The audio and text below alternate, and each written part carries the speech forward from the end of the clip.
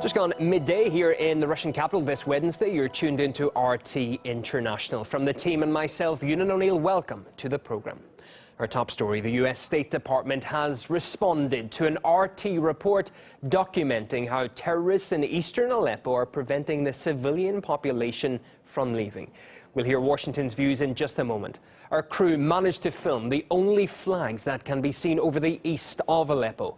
One of them belongs to Jabhat al-Nusra, the other to ISIL. Although Islamic State is not known to be present there, its sympathizers apparently are. On top of that, RT spoke to many locals who claim they live in constant threat of terrorist sniper fire. Some people do manage to escape, but rebel snipers shoot at them when they see them. They don't allow civilians to leave. Getting around for us is very hard because we have to use alleys, side streets and holes in walls. It's very sad. We can't use the streets. We can't even send kids to school. I'm always scared of shells. They destroyed our house there, but we hid in the basement. Guy Chichikan went to the US State Department to ask whether Washington still believes there are any so-called moderate rebels in the country's most troubled city. Our correspondent reporting from Western Aleppo interviewed locals who say fighters in the rebel-held east deliberately fire at civilians who are trying to leave. Aren't these people effectively held in Aleppo, in eastern Aleppo? I can't confirm that report. You know, I don't get into battlefield reports. I'm not going to do that. What is without dispute is that the siege of Aleppo continues, as I was mentioning earlier, and you know, your question about being held hostage, there should be, you know, and I've seen, you know, reports that they're allowed to leave. They shouldn't have to leave. And they shouldn't be being bombed by their own government and by the Russian military. And that's what needs to stop. The UN Syria envoy, Staffan de Mistura, had earlier called on al-Nusra to leave eastern Aleppo, saying they're, quote, deciding the destiny of 270,000 civilians. For many months, the rebels in eastern Aleppo had been either unable or unwilling to kick out al-Nusra. Instead, some of the groups became so intertwined with the terrorists that efforts to separate them have failed. Eastern Aleppo is run by al-Qaeda militarily. How do you imagine people living peacefully under al-Qaeda? I think, first of all, I'm not going to get into a debate about who runs what neighborhood in Aleppo with you. We've been clear, and so has 65 other nations have been clear, that the threat of terrorism in Syria is significant, predominantly from Daesh and from al-Nusra. And that's why the coalition will continue operations across multiple lines of effort, not just military, to degrade and defeat, particularly Daesh inside Syria. Not clear if U.S. officials have a clear picture of what exactly al-Nusra controls in eastern Aleppo. And there's an impression that they don't want to get into that, at least now. Washington wants to stop the operations by Syrian and Russian militaries in eastern Aleppo. But what instead?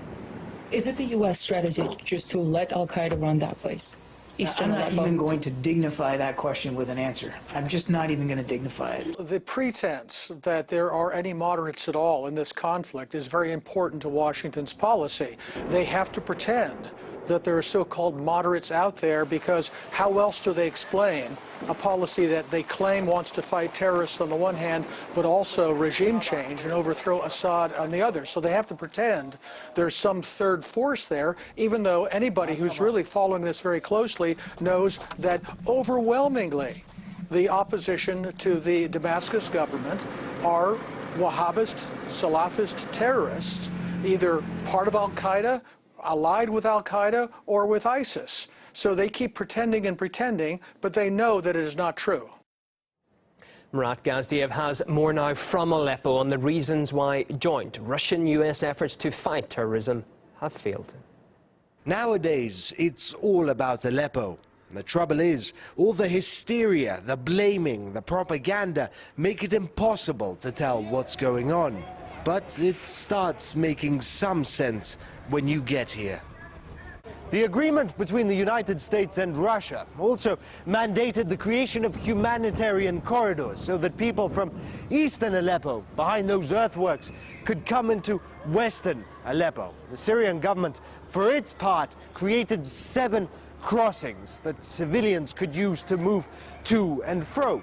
The rebels, Islamists on the other side, barricaded those crossings and mined them. For 4 weeks, no civilians have been able to cross, and the United States has failed to convince them to lift that blockade.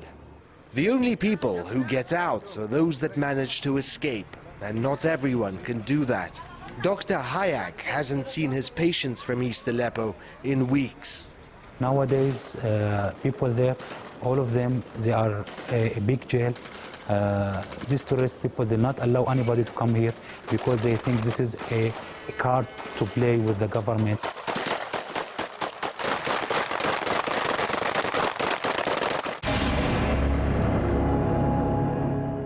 East Aleppo is controlled by Nusra, Al-Qaeda's affiliate in Syria.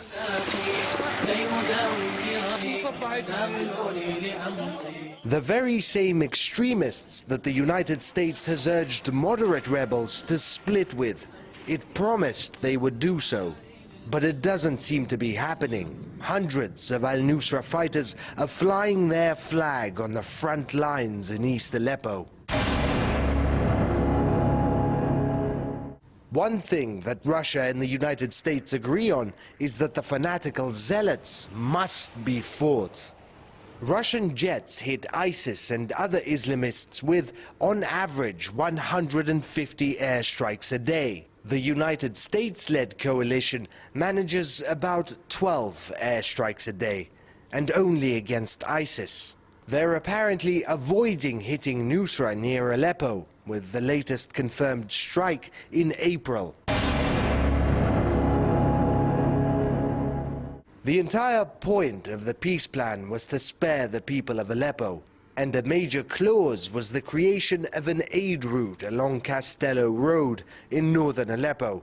For that to happen, the belligerents needed to withdraw heavy weapons and troops. Russia says the Syrian military began to pull back its forces on 2 occasions, something the United States disputes. The rebels never even bothered.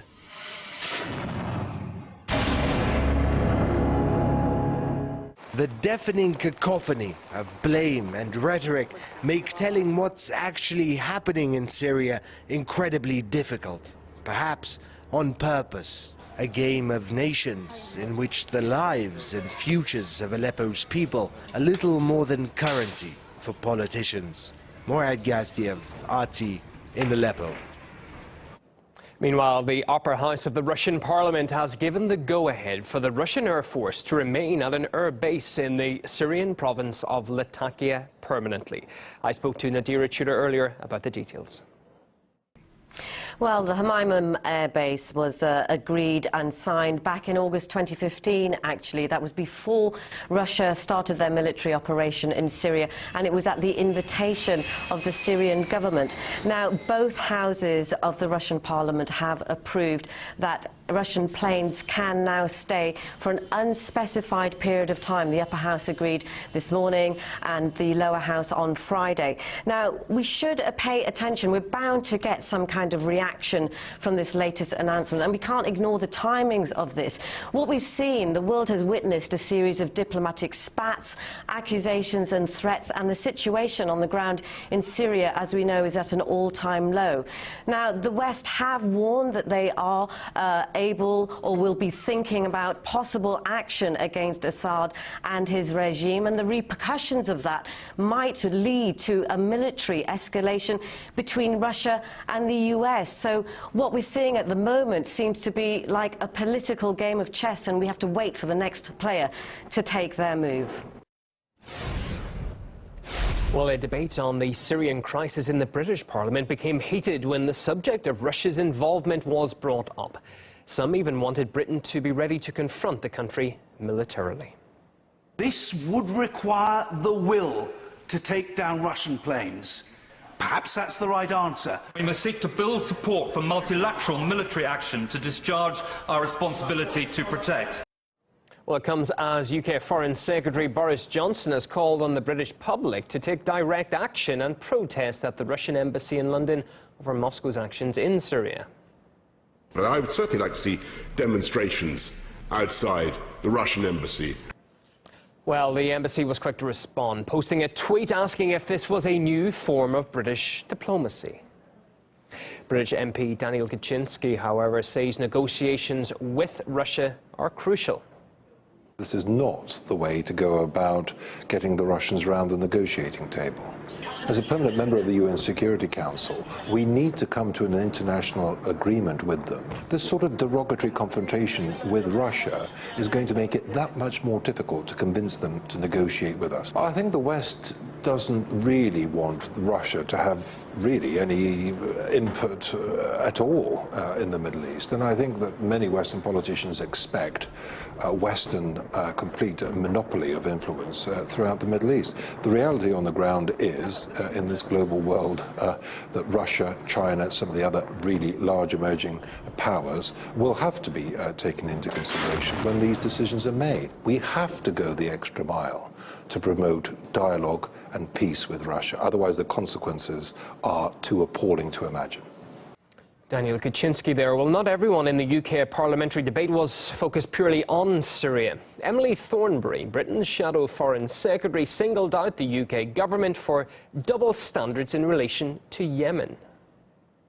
We cannot cry for the people of Aleppo and the suffering that they face while turning a blind eye to the million children in Yemen facing starvation today.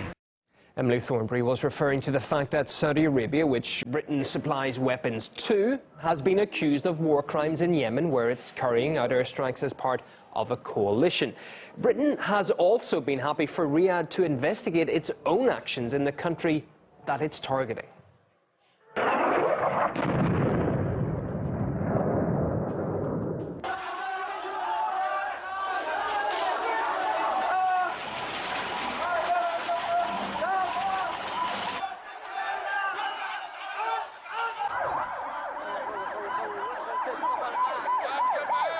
انتشروا الناس زي الجرع ولا خلى لهم حالهم.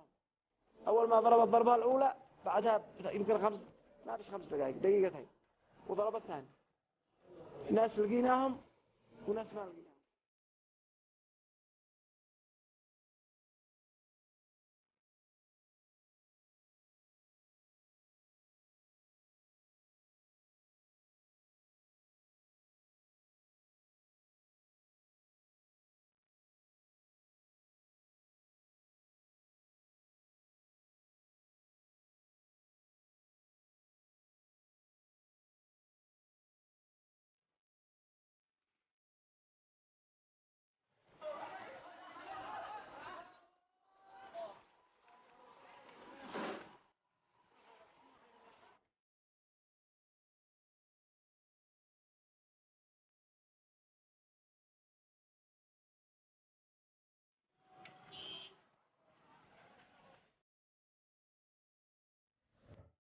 The brutal attacks on police officers in a Paris suburb last weekend have raised fears in France over no-go areas being established by gangs of criminals.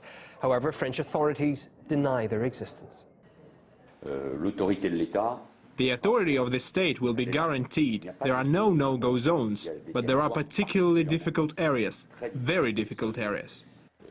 But such an approach has not gone down well with police unions. They're urging the government to provide more resources to tackle the problem. All this is adding fuel to already heated debates over security in France in the run-up to the presidential election in spring. Despite all the reassurances, there are still no-go zones in France, ruled by a handful of gangs of criminals who get more and more radical as the years go by.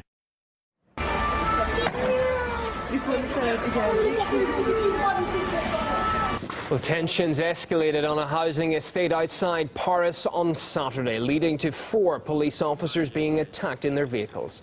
The mob attacked patrol cars with petrol bombs too. One officer remains in a life-threatening condition in hospital, and his female colleague suffered burns to her face and hands. Well, this is not an isolated incident. Just last month, a journalist from the French M6 channel received a hostile welcome when attempting to film outside a mosque in Sèvres, an area near Paris. C'est bon, c'est bon. Vous laissez bosser, d'accord? Vous laissez bosser.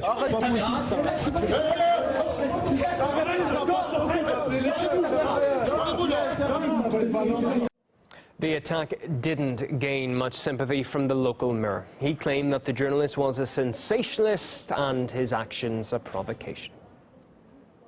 A US arms dealer says the Obama administration is using him as a scapegoat. The details and more stories after the break.